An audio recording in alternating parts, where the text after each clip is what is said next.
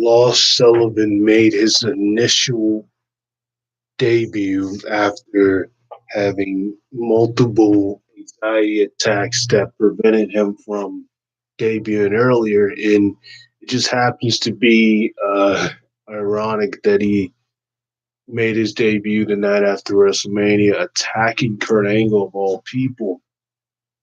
I mean, the way that I envisioned his debut, I kind of thought that he was going to, go after someone that's currently on the roster or something like that. But he actually came out as soon as Kurt Angle had attacked Elias, and he just basically just manhandled Kurt Angle. It was kind of crazy to watch, especially when Kurt Angle is initially retired now. And I have to put the quote because a lot of times when people say they're going to retire, it's been a known fact that nine times out of 10, almost every wrestler who said they were going to retire had another match. The only one who actually wrestled his last match and just never wrestled again, from my knowledge, is Stone Cold. But most of them, when they say they're going to retire, and I'm talking about as far as saying going to retire or whatever, they actually end up doing it. So, in this case here, Lars Sullivan made his debut to Raw. I thought it was long overdue for him to come to Raw. It was nice to see him on Raw. It's going to be interesting to see what they do with him moving forward. I hope this is not leading into Lars Sullivan versus Kurt Angle, uh, as I think that Kurt is pretty much, he can barely move at this point. So I hope this is not one of those things that's leading to Kurt versus Lars Sullivan. I hope that's not what it's leading to. Maybe this was just a way to bring him up to say, well, Kurt is retired now. Let me just get rid of the old dirt and make a statement type of thing, but not one of those things where it's going to lead into a matchup. This is just to make a statement that I'm all for it. And Lars Sullivan, I think he's going to be a force of nature. I feel like it's going to be interesting to see how they book him. I mean, he didn't win any championships when he was in NXT. He really wasn't even in NXT that long, to be honest. He was only NXT for like a few months. Like, I don't even think he was in NXT that long. I think Lars Sullivan was in NXT for maybe a couple of months, but not even that long. So it's going to be interesting to see what they do with him moving forward. I would be really interested to see, if they're going to, what exactly will they do with him, really? That's my thing. So for him to come out and attack Kurt Angle, and it just raised the question of, what are you going to do with the guy moving forward? So it was interesting to see that. Lars Sullivan made his initial debut tonight on Raw. Also, with the superstar shakeup that they're doing, it kind of raised the question of it raised the question of you know I don't really get the purpose when you have two championships that can be defended on either show. Because if Lars Sullivan debuted on Raw, then you would, I guess, basically say that he would stay on Raw. I mean, it just wouldn't make any sense to have him debut on Raw and then just, you know, not stay on Raw. It doesn't make no sense. Had Sami Zayn come back from injury, Really nice way to see him coming back. He had a match randomly for the Intercontinental Championship against Finn Balor. Decent matchup right here. Um, you kind of knew that they weren't going to have Sammy win um, with Finn Balor's first title defense, winning the title again at WrestleMania from Bobby Lashley. But it was kind of sad also because, to see him come back, and then as soon as he comes back, his first initial return is a straight loss to Finn Balor. And then he just basically bashed on the crowd at that point, and I guess you could say uh, turned heel or was already a heel coming into it because, when Sammy left, he was a heel. I guess you can say either he was a babyface going into the match and turned heel. He was basically playing the same character that he already was. He just bashed on the crowd after the match and just completely went ham and just walked off. So it was nice to see Sammy back. He had his best friend Kevin Owens on SmackDown Live. So again, I don't know how the Superstar Shakeup is going to work. I think uh, having them on different shows uh, makes sense as of now, especially when you're not really going to be doing anything with them together now. So I guess it makes sense to have them on different shows from now. So that was interesting to see Sami Zayn come back. It was a really really decent match. It would have been interesting if Sami Zayn did win, but you kind of knew that was going to happen. But I feel bad for Sami in that retrospect. I mean, the guy hasn't won a single championship since he's been on the main roster. Like, he's been on the main roster at this point for about as long as his best friend Kevin Owens has, since 2015. And he has yet to win any championship. And it's just really sad. Like, the guy has not won anything. He hasn't won any championship ever since he's been on the main roster. And it just goes to show you how the creative is with certain guys just have nothing for him. And Sami Zayn is one of those guys who he should have at least been the United States Intercontinental Championship at least 2 or 3 times by now. I mean, the man literally has not won a single championship since he's been on the main roster. You can kind of see the frustration, the way how he talked against the crowd tonight, of just how frustrated he is in terms of, given these opportunities and never capitalize on them. Like, the man has not won a single championship, and for he's been in the main roster for about 4 years now. It's really crazy, and it's like um, this is one of the reasons why some guys they get so much older by the time they do win a championship because they take so long to put a championship on them. And that's one of the problems with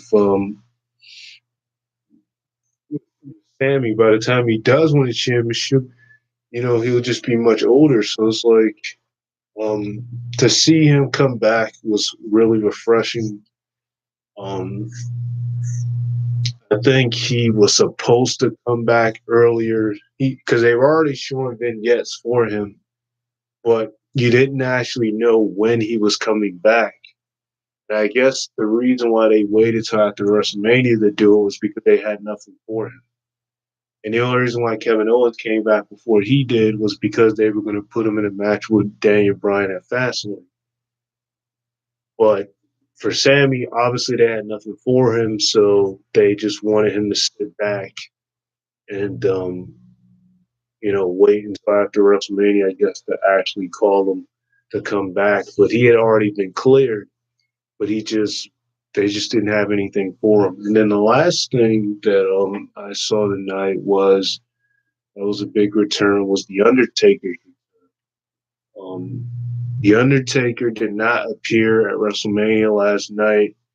It was the first WrestleMania since WrestleMania 2000 that he had not appeared at. Uh, and I found it kind of interesting how they did it because it was kind of like Elias foreshadowed that the Undertaker was going to come out. The minute he said that the next person who interrupts me is a dead man walking, that's when you kind of knew, but you didn't really think it was going to happen. But you just kind of knew that the Undertaker was going to make some type of appearance.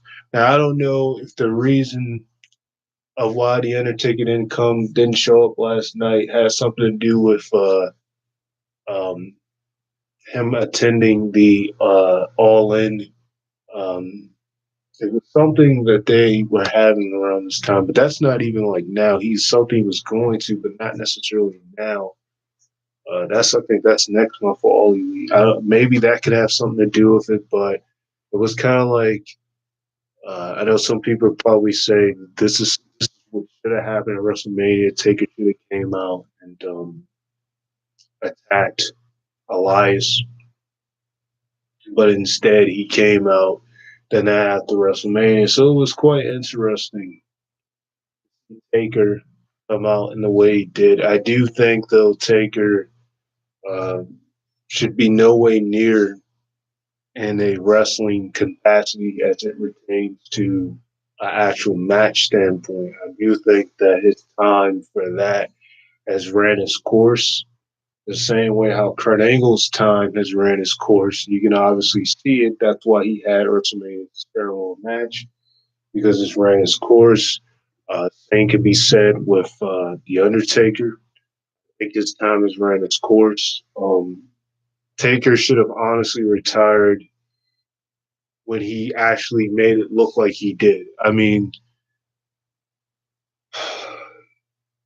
there's some people who say he should have retired once the streak ended, and then some people say he should have retired once he lost to Roman. If you ask me, I think Taker, that feeling you had when he took his gloves off and his hat off at WrestleMania 33, just for him to come back last year and face John Cena, that should have been his initial retirement. Even though the match was not good, would have made more sense for him to retire then from the way he made it look than to retire like just whatever. Because at this point, because he's like being advertised for stuff at Saudi Arabia and all these matches and stuff, you don't really know when the guy's going to retire. But he should have retired at that point when he was getting the hip surgery. Because it just looks like now whenever Taker is in a ring capacity, he's slower and slower. It's just not the same Taker that we're used to seeing. And so to see Taker out tonight was really refreshing. I didn't expect it. He just kind of came out of nowhere. I thought that maybe because Taker, it tends to take him a while to make his entrance. I kind of thought that maybe when he came out, I thought maybe it was just a trick. Maybe they were just going to play his music and he wasn't going to actually show up. But when he came out, I was like, holy crap! Like I didn't expect the Undertaker to come out. So Taker, it was definitely a good feel to see Taker back. Um, Definitely a good feel to see him back on the. Definitely a good feel to see the Undertaker back on the show. Um, like I said, really refreshing right there. I didn't think Taker was going to actually come out like he did, but then to come out, and it was funny because Elias tried to back away as if he was going to like escape from Taker, and then he just came up to him, got kicked, choke slam, tombstone, and that's it. I think it would have looked. I didn't mind a Thugonomics thing Cena did at WrestleMania, but I think it would have looked even more cool he had did this to Elias at WrestleMania. But the fact that uh, you know you had Cena do the Thugonomics thing and compared it to Big Group, I don't really get why they did that, but it is what it is. The fact that they had that happen, man, I mean, it is what it is. But I think Taker, like I said, is way past his course. He's long overdue as it retains the Hall of Fame. He should have been inducted a long time ago. I don't understand why this man is not in the Hall of Fame. You got people who are much younger than he is who have been getting inducted. I don't understand what their weight of inducting this man to the Hall of Fame is. Like, he's no doubt one of the greatest of all time. I don't get why they're taking so long to induct this man into the Hall of Fame. It just doesn't make any sense to me. But it was definitely a nice field uh, to see Taker back. It was a nice field to see him make his initial return. So there you go with that. You know, like I said, man, three big things that caught me tonight. You had the Finn, you had the while Sullivan return debut, which he had initially attacked Kurt Angle. I would take it that this was to make a statement, to take out the trash, take out the oldie that just retired, get rid of him once and for all. As long as this is not a leading into another Kurt Angle match, then I don't, I'm fine with what happened because, maybe a send off for Kurt Angle, uh, being attacked by Lars Sullivan. We had Sami Zayn come back uh, in a losing fashion against Finn Balor, but it was still a really good match. I really enjoyed the match. Was kind of was we kind of expected Finn to retain the belt, but at the same time, you felt bad for Sami Zayn because the guy just came back and then take a loss like that, coming right back to the company, really crazy.